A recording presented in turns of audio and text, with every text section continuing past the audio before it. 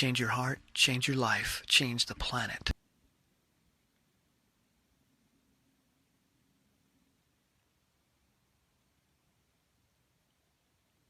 Hello everyone, it's Tim Van Orden coming to you from the trails behind my house. I woke up to a nice dumping of fresh snow this morning and I thought I really don't want to go outside right now and trudge through the snow in my boots. The roads have not even been plowed yet and it's cold, it's in the teens. Snow is coming down pretty hard, so it stings your eyes, freezes your eyelashes together, and I just woke up really tired. I didn't sleep much, not motivated, lots of stress and challenge in my life, lots of projects that I'm working on simultaneously. Whew. And that creates an experience called depression. And I want to talk about how to get yourself out the door into a challenging environment when you're experiencing a depression. And for some people, depression is simply a state that they wake up in. It's not a condition that they have. They just wake up in a depressed mood. Doesn't mean that they suffer from a clinical depression. So please note that. If you find yourself needing caffeine to get pumped or motivated in the morning, if you find yourself hitting the alarm again and again, if you find yourself not wanting to go out the door, not wanting to go to work, not wanting to face the day, you are waking up in a depressed state, okay, which may go away as the day progresses, but those are symptoms of a depressed physiology and a depressed brain.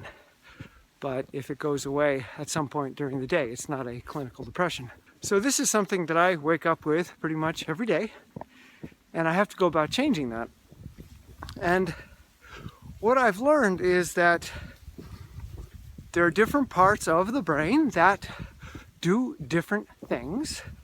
There is no one Tim or one brain that has a singular or uniform voice. There's lots of different voices, there's lots of different jobs, there's lots of different inputs and outputs, there's lots of different conversations, some conscious, some unconscious. It's kind of like the Senate or Congress. You've got different people vying to get different bills passed. And then you've got the executive branch, the president, otherwise known as the ego or the identity or our conscious will, that often tries to veto the bills put forth by other parts of the brain. So you got this constant battle going on. And as we saw with our last administration, if Congress and the Senate, if the other brain regions don't want the executive branch to get anything done, they can really drag their heels and make it very difficult for that executive conscious identity to accomplish their goals. So we have a system of government in our head that's very democratic. We think it's autocratic. We think that we have will and we just simply exercise it, and we admire people who just do what they say they're going to do. They have a strong will and strong character. But the reality is they have all the same brain regions that you do, and they might just be wired genetically or through their nurture or through life experience to have different levels of reactivity or sensitivity in those different areas. So, to make a long story short, in order to consciously engage in an activity, to will yourself towards an activity, we need the part of the brain called the prefrontal cortex. And we need it fully powered up. And two of the things that power it up are norepinephrine and serotonin, as well as glucose, which is the energy source. But the neurotransmitters are norepinephrine and serotonin. So if we have low serotonin or low norepinephrine in the morning, or low glucose, we're going to have a really, really hard time using our prefrontal cortex to get us to take steps, especially big steps. Running for 2 hours in the snow or trudging through the snow for 2 hours, that's a big step. Preparing for a world championship, that's a big step. Holy cow, does that seem gigantic. But finding a pair of shorts, finding a pair of clean socks, those aren't big steps. In fact, for me, they're habitual routines because I practice them enough that I don't even need to use my prefrontal cortex to accomplish them. Because the prefrontal cortex is, again, the executive branch. It's not supposed to do the little jobs. It's supposed to do the big jobs. It's supposed to plan. It's supposed to create a vision of the future. It's supposed to map out goals, and it's supposed to problem solve as we move towards our goals. And it requires a lot of energy. And it blows through glucose and serotonin and norepinephrine pretty quickly. And once they're used up, you're toast, which is a state that psychologists call ego depletion. Once you're ego depleted, your ability to execute willful action are pretty much non-existent. You're depleted. Your gas tank is empty. So what you want to do in order to do stuff like this is to break the goal down into tiny actions that you turn into habits. I don't have a running habit. I don't have a training or exercise habit. I don't have an eating a salad or drinking a green smoothie habit. What I have is the habit of finding an article of clothing and put it on. What I have is finding the kale or peeling a banana, etc. And these actions, which might be deliberate initially, they might require the prefrontal cortex to use a little bit of juice initially in order to figure out, like, well, what is the process of getting dressed for a run? Well, it requires socks, shorts. On a day like this, it requires 2 pairs of tights, a pair of outer pants, 4 shirts, a jacket, socks, running shoes, big over boots, gloves, a neck warmer, hat, etc.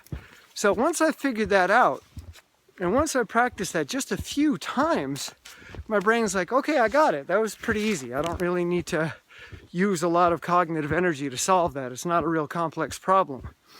So it becomes a habit. It becomes a routine. And the prefrontal cortex is not involved in routine behaviors. That's an area of the brain called the dorsal striatum. So basically we outsource the work to the dorsal striatum, and we don't have to worry about depleting our serotonin or norepinephrine, or in a depressed state, waking up with very little serotonin and norepinephrine. And again, for those of you that are waking up feeling sluggish, groggy, and basically unmotivated, and in a bad mood where things just seem more painful and more uncomfortable than usual, well then, you don't have those neurotransmitters in your tank to begin with. So that's why it's even more critical to rely on routines rather than trying to will yourself into a behavior, because you don't have any gas. You can't even start the car, let alone get it out of the driveway. Your gas tank is totally empty. So I wake up with an empty gas tank every single day. And that's okay, because I don't need gas. I don't need to rev the engine. All I need to do is engage the get dressed routine. Okay, I'm dressed. Now engage the walk outside routine. Okay. Now engage the start audiobook routine. Okay. Now the start watch routine. Okay. Now the pick up the foot routine. Okay. Etc. Until I've used routines to get myself into the workout without calling it a workout, without adding significance to it, without trying to solve problems with it, or to create a narrative about past, future, all added into the present. I simply behaved routinely. I used the least intelligent parts of my brain to get myself out here. It doesn't require you to be a genius in order to get dressed, nor to walk into the kitchen and grab some items of food that are rather healthy. And grabbing the unhealthy items, those are routines that you've already built, and those are routines that are processed by the dorsal striatum. And they're not going away, they're still there. So the only way to create different outcomes without using willpower is to create alternate routines, healthy routines that exist alongside of these more disempowering routines. And you only need a tiny, tiny, tiny bit of juice in order to consciously decide that that's the routine you want to engage in. Again, if you decide that I want to go run in the snow, whoa, that's a big thought. That doesn't sound like fun. I'm in a bad mood right now. My anterior cingulate is really processing pain and telling me that I'm experiencing a lot of pain right now.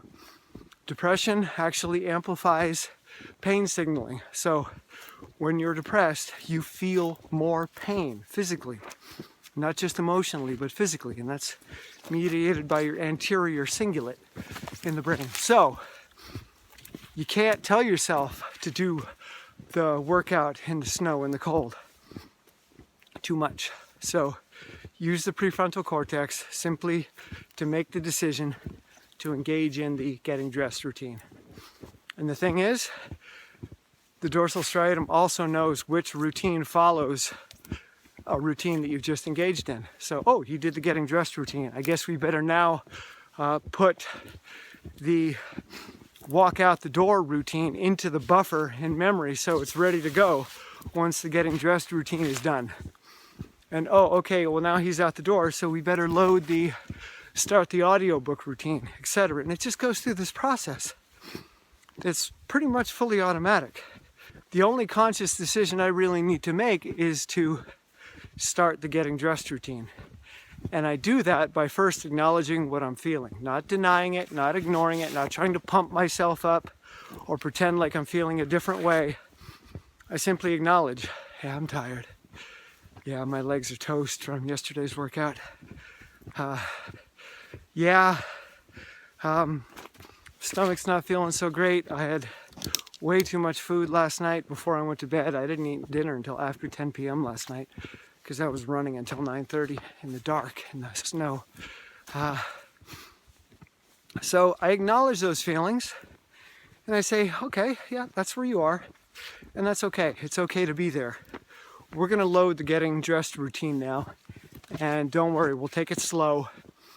And we're just going to be gentle as we do it, okay? So let's go find a shirt and let's engage in a little bit of mindfulness as we find that shirt. Let's not just put the shirt on.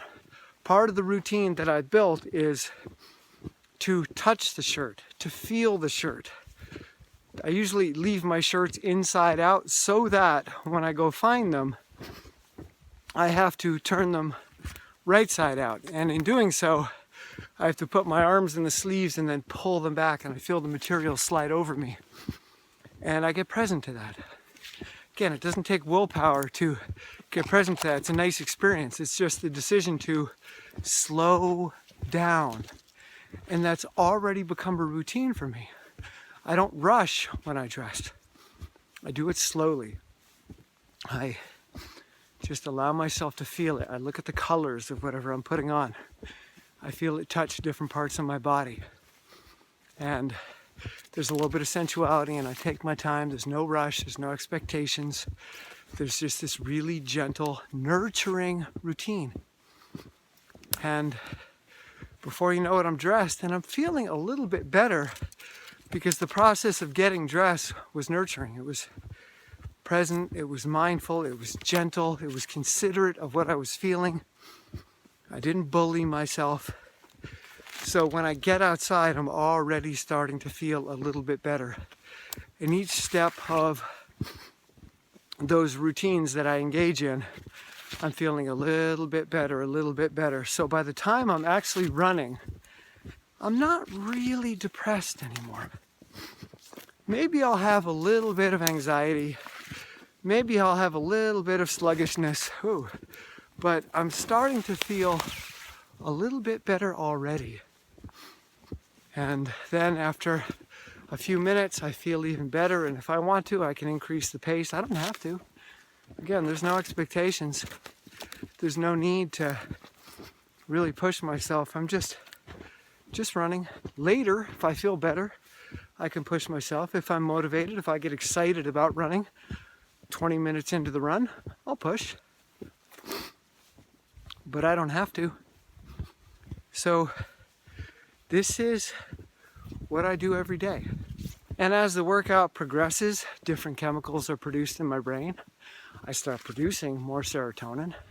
I start producing more norepinephrine. I start producing more dopamine, which are neurotransmitters that change mood, increase desire, motivation, add a little bit of pleasure. Also produce some endocannabinoids, which, if you're a pot smoker, you know all about endocannabinoids. These are cannabinoids, the chemicals in THC or marijuana, but endo means inside the body. We produce them ourselves. You get a little bit of those. You also get some endorphins. Again, mood changing, a little bit of pleasure, but also you produce some really extraordinary chemicals that are neurotrophic factors, which cause growth in the brain. Trophic means growth, so neurotrophic, you're actually building neurons and building the support structures of those neurons. So exercise releases something called BDNF, brain-derived neurotrophic factor. Also, that's the biggest one. It causes new neurons to actually grow in different parts of the brain, especially the hippocampus, which is a part of the brain that is targeted by depression and decreases in size over long periods of depression. And the hippocampus is really, really essential for memory storage and recall. So if your hippocampus is shrunken or damaged by depression, you start to lose memories. And this is something that I've experienced throughout my adult life. My memory is not what it used to be. I have a really hard time remembering what I did a few hours ago and remembering what I did a day prior. Ooh. But when I'm running, I'm full of BDNF. And I remember the books that I listen to like you can't imagine. Really complex information, like what I'm sharing with you right now. I've learned this from many books over the past few years, and I remember it because of the neurogenesis occurring in my brain during exercise. So memories are forming and being encoded at a much greater rate due to BDNF in the brain. So one of the great reasons to exercise right there, it actually increases brain mass. There's also other chemicals too, follicular growth factors and vascular growth factors, so you get more blood, and there's a lot of really fantastic effects of exercise on the brain once you're actually out there. But I never use that as a reason to get myself out the door. I just know that once I'm moving, these things are happening and I get to experience the benefits. But getting myself out the door is always about the routine. It's always about the most simplistic process possible, because anything bigger than that is going to overwhelm a prefrontal cortex, my conscious, deliberate part of the brain. It's going to overwhelm it, and the gas tank is already empty. not enough serotonin or norepinephrine to allow me to use that part of my brain to engage. So always back to the routine, always. And I do this every day. I'm averaging 11 to 13 miles a day now, and I've been doing that for months. And not just 11 to 13 miles a day, but with lots of vertical, lots of big boots in snow. I'm putting in like 15 to 18 hours a week of training. It's extraordinary to me that I wake up in a depressed state and yet consistently get myself out to engage, which always changes my mood and puts me in a much more empowered state as I move through the rest of my day now. Whatever I face from this point forward, I will face with more energy, with more serotonin, with more norepinephrine and dopamine, all the neurotransmitters that allow me to take life on and get excited about what shows up and pumped to deal with it. So I hope there's some value in there for you. I know this has been a long one, but this is so important to know about this stuff and what's going on. It's not you. It's not your character. It's not a weakness. It's just certain parts of the brain doing their job really well and keeping you in a state that's really stable. The brain loves stability. It loves consistency. It loves using as little energy as possible. And therefore, whenever you're stressed or depleted, it goes to routines. And routines are just learned behaviors over the course of your lifetime.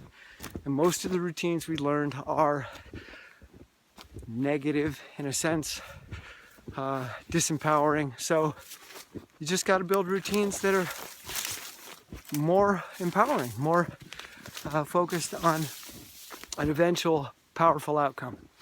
That's it. So I hope you can take some moments from this video and create some routines that empower you and get you to engage in the world. Okay? Time to run. Whew, yeah, I'm pumped. All right, I love you guys. Whoa, going downhill fast! Whoa! See ya! Ah! That's cold on my neck.